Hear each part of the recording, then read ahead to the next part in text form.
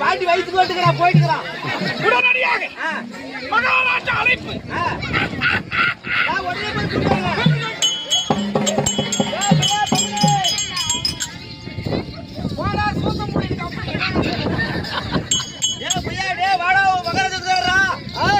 மகாராஜா வந்துக்கிறாரு. எனக்கு உனக்கு மகாராஜா வந்துக்கிறாரா? எனக்கு மகாராஜா.